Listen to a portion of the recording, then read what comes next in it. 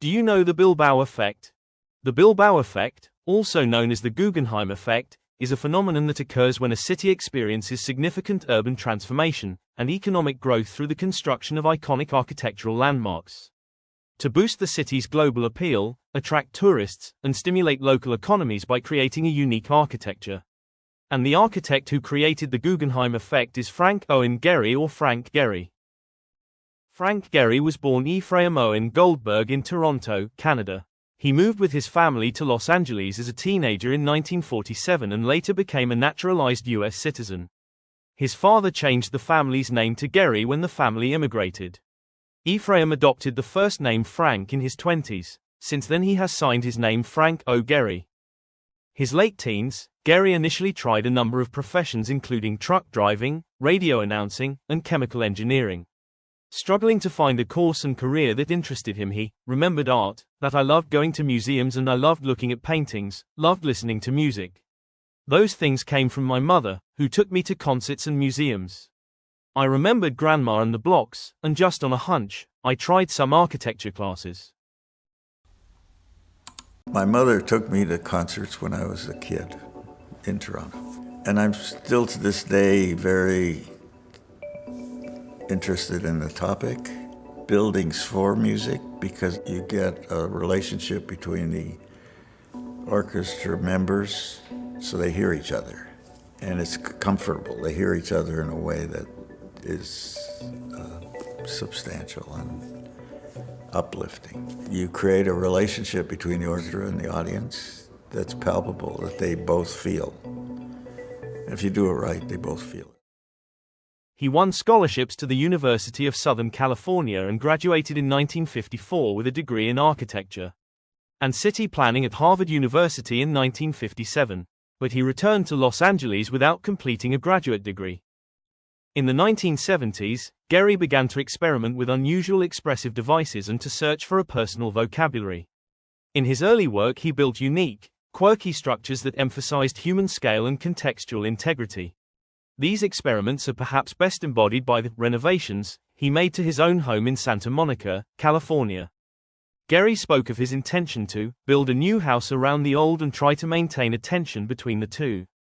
The design makes use of fencing, corrugated metal, plywood, humble materials that some believe give the building an unfinished look.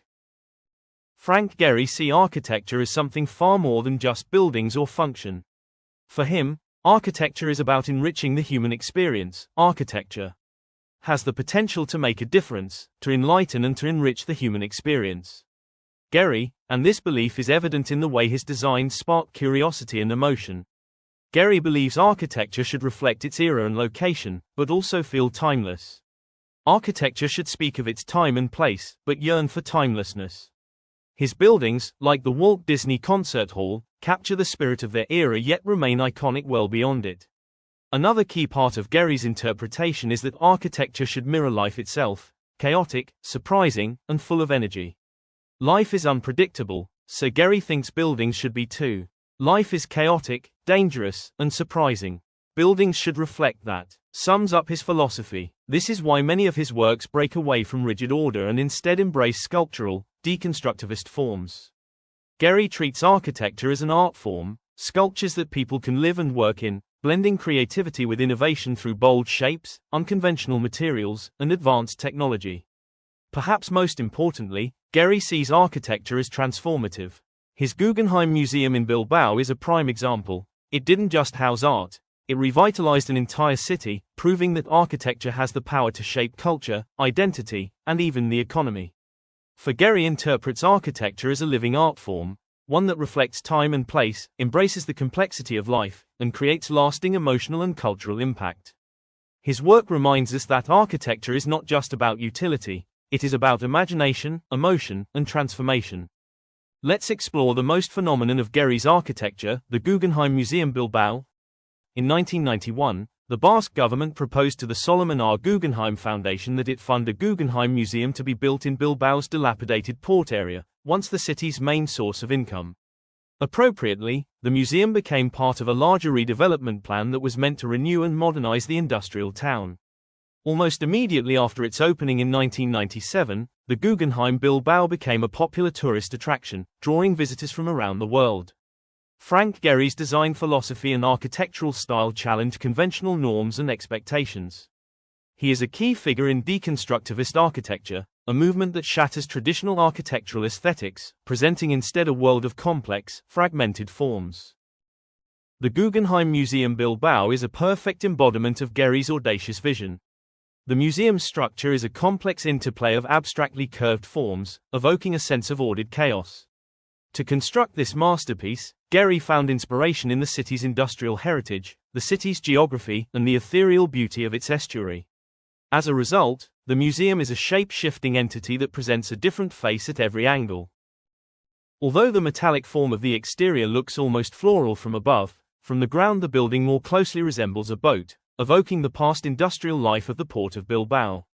Constructed of titanium, limestone, and glass, the seemingly random curves of the exterior are designed to catch the light and react to the sun and the weather. The building's walls and ceilings are load-bearing, containing an internal structure of metal rods that form grids with triangles. Katia calculated the number of bars required in each location, as well as the bars' positions and orientations. In addition to this structure, the walls and ceilings have several insulating layers and an outer coating of titanium. Each piece is exclusive to its location, determined by the Katia software. The architect designed a massive 50-meter-high atrium, acting as the building's core. From this central space, 19 galleries extend like branches from a tree, each with its unique shape and volume. Some galleries retain a classic rectangular design, while others abandon tradition for a more fluid, organic form.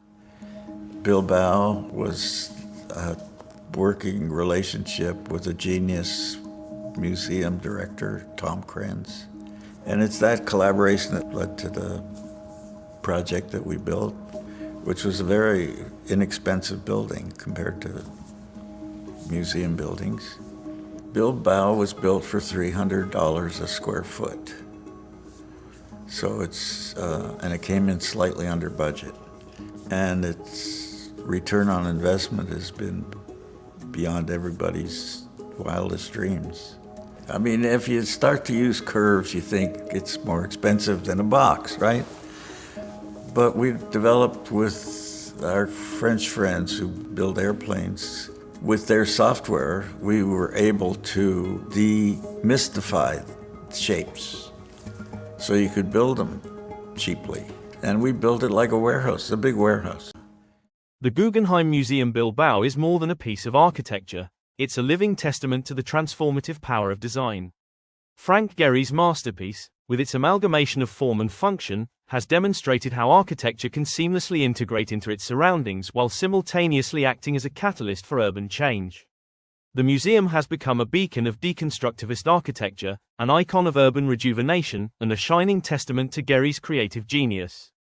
It has shown the world how a bold architectural vision can transform a humble city into a global cultural hub. Thank you for your watching and patience.